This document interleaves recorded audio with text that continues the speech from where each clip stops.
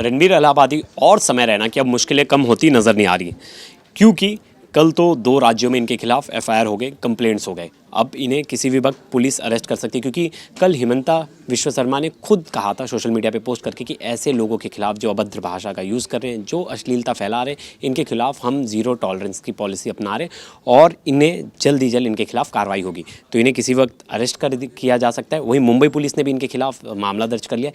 उसके बाद national women right commission, उन्होंने इनके खिलाफ एक पत्र जो है वो ministry of broadcast and information को लिखा है। उन्होंने कहा है कि ऐसे यूट्यूबर्स, इन्हें ढूंढ के इनकी वीडियोस ढूंढा जाए, इनके चैनल्स को चिन्हित किया जाए और इनके खिलाफ एक्शन लिया जाए कि ये ऐसी सामग्री कैसे लोगों तक पहुंचा रहे, कैसे इजीली सोशल मीडिया पे ये सब चीज़ें डाल रहे विदाउट अनकट, विदाउट सेंसरशिप के।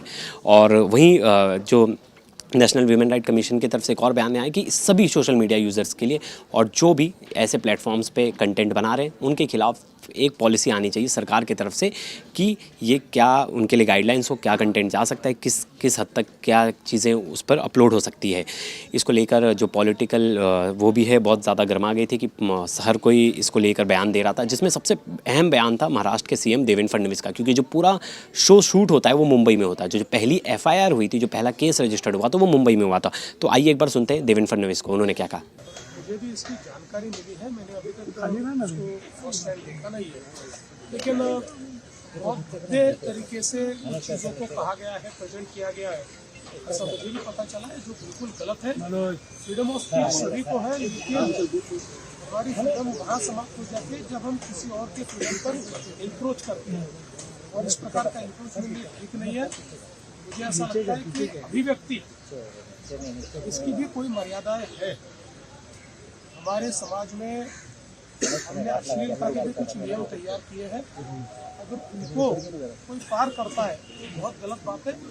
अगर ऐसी कोई बात होती है तो उसके ऊपर कार्रवाई होगी। तो आपने सुना देवेंद्र फडणवीस को। वहीं इसे लेकर तमाम पार्टियां, ऐसा नहीं है कि सिर्फ बीजेपी, कांग्रेस और शिवसेना, तमाम पार्टियां इसके खिलाफ भर कर लिख रहे हैं सोशल मीडिया पे, ट्विटर पर। इनके खिलाफ जमकर आलोचना हो रही है इनके खिलाफ। तो इसमें जो प्रियंका चतुर्वेदी शिवसेना की लीडर, उन्होंने भी जमकर इन पर निशाना साधा। आइए उन्होंने क्या कहा वो भी देखते हैं। यहाँ पर हम देख रहे हैं कि एक प्लेटफॉर्म का इस्तेमाल कर कॉमेडी के का नाम लेकर इस तरीके की भाषा, abusive language, the kind of content that was spoken is absolutely blasphemous. And कहीं ना कहीं ये पूरी यंगर जनरेशन को प्रभावित करता है कि आपकी लैंग्वेज और डिक्शनरी बस वही हो जाएगी कि आप एक दूसरे को गाली गलौज से बात करो, आप इस तरीके की भाषा का इस्तेमाल अपने माता पिता के लिए करो, अपनी बहनों के लिए करो। So where is the I would say where are the boundaries there? So this is what I've said. I will raise this in the standing committee of IT and ILV. Okay, we need to take action and we need to set guidelines, and we must remind people that constitutionally you have the freedom of speech, but it comes with certain responsibilities. ये सब जब पूरा मामला चल रहा था तो रणवीर इलाहाबादी से सब लोग कह रहे थे कि उसका माफ़ीनामा आना चाहिए। उन्होंने माफ़ी तो मांगा, लेकिन माफ़ी कहाँ मांगी? ट्विटर पर, जहां उनके पास सिर्फ 6 लाख फॉलोअर्स हैं। ऐसे सवाल उठने लगे कि जब उनके पास एक बड़ा क्राउड है, बड़ा फ़ैन लेवल है, जब उनके पास अच्छे खासे सब्सक्राइबर उनके पास यूट्यूब पे हैं, तो यूट्यूब पे उन्होंने अपनी बात क्यों नहीं रखी? उन्होंने भी माफ़ी में यही कहा कि मुझे इस तरह के शब्द नहीं यूज़ करने थे, और वो उन्होंने खुद माना कि ये गलत है और वो ऐसी चीज़ें अवॉइड करेंगे, और वो शो में रिक्वेस्ट भी करेंगे कि ये जो उनके पार्ट्स हैं उसे कट कर दिया जाए। जिसके बाद समय रैना का भी बयान आया। उन्होंने अपने एक जो उनका ग्रुप था इंस्टाग्राम पे, उसमें उन्होंने एक पॉडकास्ट किया। उन्होंने कहा कि कॉमेडी को आप जज नहीं कर सकते इस तरह से, और मेरा शो है, मेरे तरह की चीज़ें होंगी, ऐसी कोई चीज़ नहीं है जिसे हम जज किया जाए। मैं ना यार एक पॉडकास्ट में जाने वाला था अभी, जो bear biceps, and we cancel that. क्यों? क्योंकि आपको पता है कि वो कैसी पैथेटिक थिंकिंग है और कैसे शब्द यूज करे गए हैं समय रैना के शो पे। आई थिंक नहीं यार, मतलब ये हमारा इंडियन कल्चर नहीं है।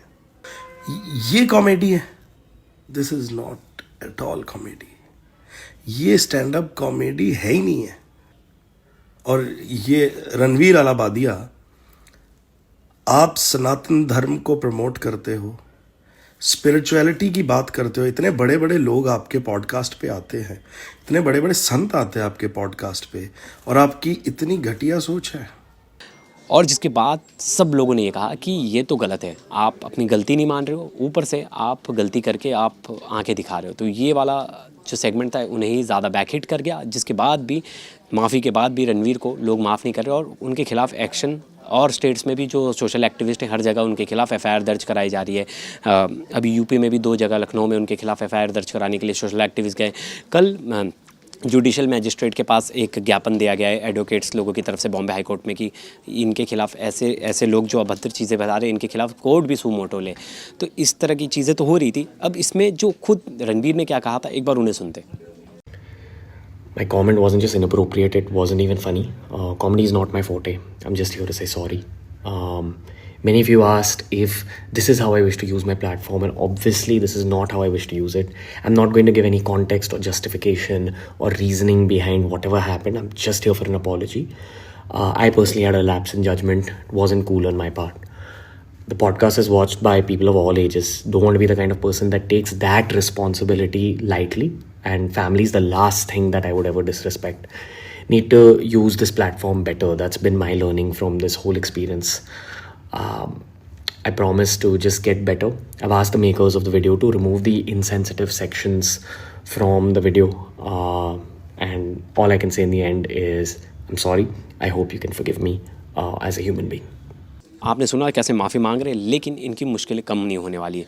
किसी भी वक्त ये अरेस्ट हो सकते हैं, क्योंकि असम पुलिस जो है वो अपने लक्ष्य पे निकल चुकी है। उनका सीधा कहना है, क्योंकि सीएम ने तो कल ही कह दिया था कि ऐसे लोगों को हम बिल्कुल बर्दाश्त नहीं करेंगे और इन्हें अरेस्ट करके सलाखों के पीछे डालेंगे, जो कि एक लोगों के लिए सही मैसेज जाएगा कि अगर आप गंदगी परोसोगे और आप ऐसे कंटेंट लाओगे व्यूज़ के नाम पे कि जिससे लोग तो आपके पास आ रहे हैं, लोग तो अट्रैक्ट हो रहे हैं, लेकिन वो समाज में एक गलत धारणा दे रहा है, एक गलत वो दे रहा है कि भाई आप गंदी चीज़ करके ही फेमस हो सकते हो। ऐसा नहीं है, आप अच्छे कंटेंट बनाओ। बहुत सारे अच्छे कॉमेडियंस हैं जो अच्छे कंटेंट बना रहे हैं, लेकिन इससे इस बात से एक चीज़ तो अच्छी हो गई कि हर कोई अब थोड़ा सा डरेगा कि हाँ भाई अगर हमने कोई ऐसे कंटेंट बनाए तो लोगों की हमारे पर नज़र है, हमारे खिलाफ भी ऐसे एक्शन हो सकते हैं। तो ये वीडियो आपको कैसे लगी ज़रूर बताइएगा।